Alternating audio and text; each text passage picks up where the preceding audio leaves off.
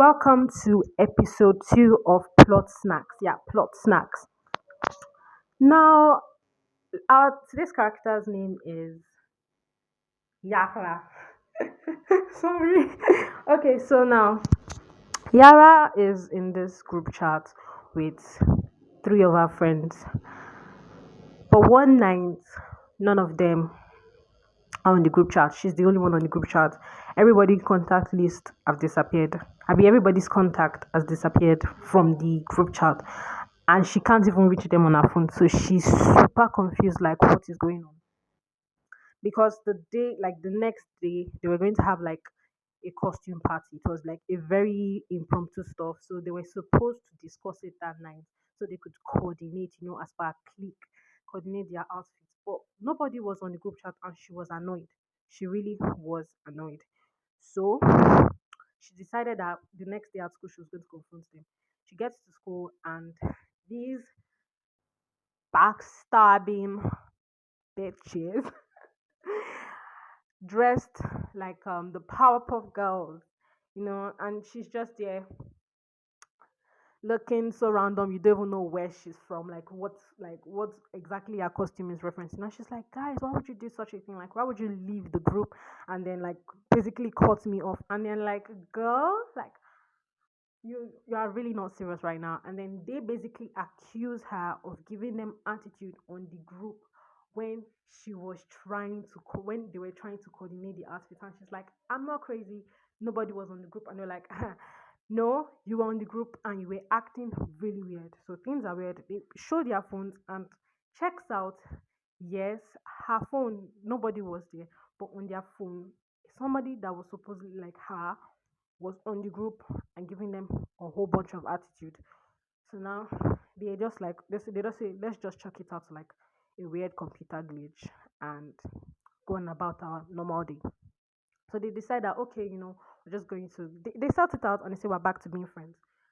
But she gets back home, wants to go back on this new group chat that they've created and added everybody back.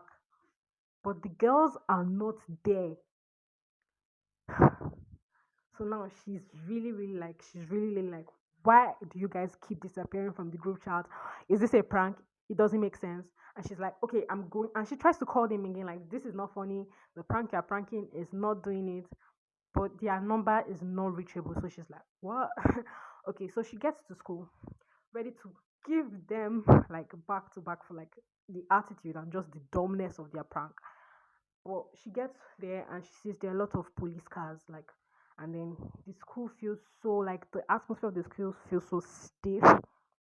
She walks up to her class, she goes to her class, and then as she's like going to find her friends, someone stops her. He's like a middle-aged man, he's in mufti, and he's just going about, and he's like, are you Yara, whatever her surname is? And she's like, yeah. And I was like, do you know this? He calls her friend's name, and she's like, yeah. I'm just even going to go and look for them. Like, and she like kind of walks past him because she's like she's ready to go and give them a piece of her mind. And he holds her back and he's like, Yara, your friends are missing. And she's like, what? And then the police officer is like, well, we checked their phones and then you're the only one that contacted them and stuff like that. She was like, no, I didn't. And she basically explained everything to them, how she was trying to message them. But so now the police is like, okay, we have a mystery on our hands. So they decided that since this seems like an IT issue, so they go into like the nitty bit of the ICT stuff, and then they discover that the group they were on, the group the three missing girls were had on their phones, and the group Yara had were different. Basically, the one the three girls had was newer. But Yara has no recollection of this group. She doesn't know how this group came to be. So now they are like, okay, okay. So now we know that they were not on the same group. So something happened where the three girls left that group and somehow thought they were still on the group. Okay. So then there was one more person that was pretending to be her. Like one more person pretending to be Yara. So now the police they really want to go deep into this investigation. So they find out that, they go they go like up, up, up. Sorry. So they're like they come like they scroll up, but there's nothing out of the ordinary, which is a problem because the police know that when girls chat, things are like the chats they were seeing were not what teenage girls would be chatting. It was too dry, too plain. So they knew that something was deleted. The girls deleted something. It had to be deleted from their side. So now things are getting interesting. Now they question Yara again, and they say, has anything happened between you and your friends, that would make them, make another group without you? And she's like, I don't know, like I really don't know. Though personally, she had been acting strange ever since like a big incident happened in her life. Her sister went missing, and she's been like sad since then. She's been coping, but that has never been an issue, and that her friends were really there for her. Like that even made their friendship stronger. So best believe nothing on her side has made their relationship warrants. So now they're asking, okay, maybe you had a birthday coming soon, or maybe they made another group for you. But then that doesn't check her, because then they would know like why is she on the group and stuff like that. So things are just like really out there. So now they decide to go to like the like IT guys to basically check more about this group chat. And then they find out that this group chat was made on a particular day, and then they're trying to they call Yara again and ask that, did anything happen between you and your friends? Now they don't want to tell her the particular day, they just want her to, and she's like, no, nothing happened. Like, do you guys not understand English? So they're like, okay, okay. So now they go into the chats, they retrieve the deleted chats, and you see that the person posing to be Yara was basically threatening the girls and saying that they they knew something about what they did or stuff like that. So now they're like, okay, okay, okay. They're having a clearer view of what happened. So they decide to go more into what happened on the day the group chat happened. Maybe something that happened around the time the group chat was made that would have warranted the group chat to be made without Yara. So now they are going more and more into it. Okay, now. So now a very like something happened, and they decide to call Yara again and say, Yara, just think deep. Is there anything that has happened that maybe is even the littlest arguments that you've had? And then Yara, she thinks deep and deep and deep, and she's like, okay, okay, I remember my me and one of my friends, we had, it wasn't even an argument, you can't qualify as an argument. I was talking about how things were hard for me ever since my sister went missing. And then one of the girls said that I should just move on, that my sister could probably be dead. And I was annoyed by that statement, and the other girls stepped in and nothing happened. So now the police are suspecting what you are suspecting. So they decide to investigate. They shift from whatever the group chat has, and they decide to focus more uh on Yara's missing sister. So they ask, like, when did your sister go missing? And she says the date. And you guessed it. It's the same day as when the her phone got, as the same day as when the group chat was made. So now the police is actually they are having an idea of what is going on. So they decide to go more into the girls' digital footprint. Is it digital footprint you call it? But basically, they get someone to track their locations to where the girls were on that particular day Yara's sister went missing. So they do it, they cross reference it, the three girls' phone, and they find out that there's a cabin in an unmarked part of the woods that all of them were for a really long time. So they go there, and when they go there, the place seems like somewhat neat, like overly neat, like too neat. Apart from like maybe the fact that maybe there was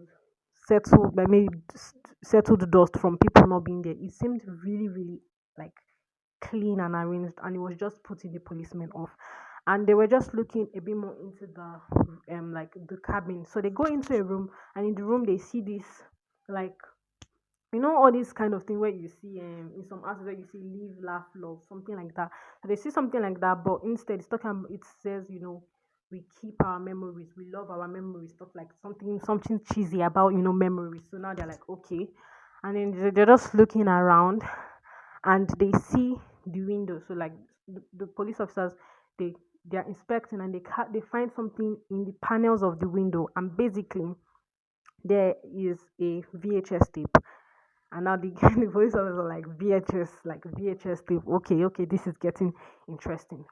So basically, this is what happened. On the day Yara's sister went missing, Yara was babysitting a cousin, like a cousin, and their parents, Yara's parents, her mom and her dad, were in a homeowners meeting a few blocks away. So Yara's sister was the only person in the house. Now she receives a call from the three friends. Now, and these three friends basically have been bullying Yara's sister. Now, Yara even mentions this. I don't know. I did not say it in the correct order, but Yara even says this at the point of the like questioning that even though Anna's sister were not as close as they should be, they loved each other. So Yara and her sister, their relationship was strained because Yara's sister was being bullied by her friends, but Yara's sister could not bring herself to say it.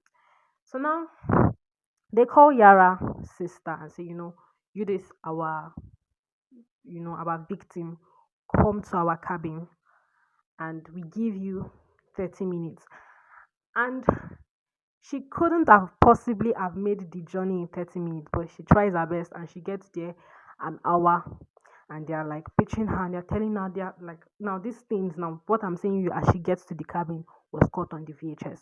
So now they're pitching her and they're like pushing her head, they're pushing her and saying, why are you late? Why are you late? And then they're just, treating her, they're raising her up, and something snaps and she shouts and she's like, I'm tired. I can't do this. I can't do this. And she's really, really hungry. She pushes one of them, and then there's a tussle. They are fighting, and they're beating her. They're slapping her. She's also scratching. She's biting, and then they push her, and then she hits her head.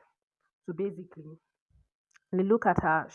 Now she's growing in pain. She's crying. She's asking them to call for an ambulance, and you're just looking in horror, like what is going on. And some of them they're walking up, like one of them is walking up, and now she's crying. She's like, I can't do this. I can't do this. If one person walks out entirely out of the cabin to go and smoke, everybody's just like this thing, and they watch as Yara's sister bleeds out and dies, and then they carry the body and they wash the blood off and they clean the place big span and they leave. So now the police knows the story. They know that yes, the three girls murdered Yara. Now, sorry, they murdered Yara's sister. So now they tell Yara's family. It's out on the news, the local news, and Yara is crying. Everybody's sad, but they're happy that they found like closure for their daughter and sister, and they are hoping they could get justice. So now, now as they're like people are trying hard to just get a crack to reach the bottom of the case, somebody sends an anonymous tip. Basically, it directs them one to check the grave of one of the girls' grandfather, and basically they check the grave and they're like, and it's not a man's body, it's not a man, this is not a decomposed man body, it's it's Yara's sister's corpse. So they take it and they have proper burial ceremony. So yeah, now Yara knows the truth about her friends, she knows the truth about her sister's death, and she has they've Yara's sister has gotten proper, let's say, burial rights. But one question still remains, or is it two? Yeah, two questions still remain. Who was the person? Who is the mystery person? And where are the girls? Okay, yeah. This was not how the story went up in my mind. Like it sounded so cool. It was so better. It was so much better in my mind. Like I said, I'm better at writing. I'm better at writing, guys. I'm so sorry. Okay, I hope you like this video, and there's still more to come. So please don't forget to like and subscribe and click the notification button. And you could also give me your ideas. It is really so hard. Like you could just give me like what you. I'm so sorry. Like, and I like to hear it from you. Okay. Okay, I'm so sorry. This is so chaotic. Bye.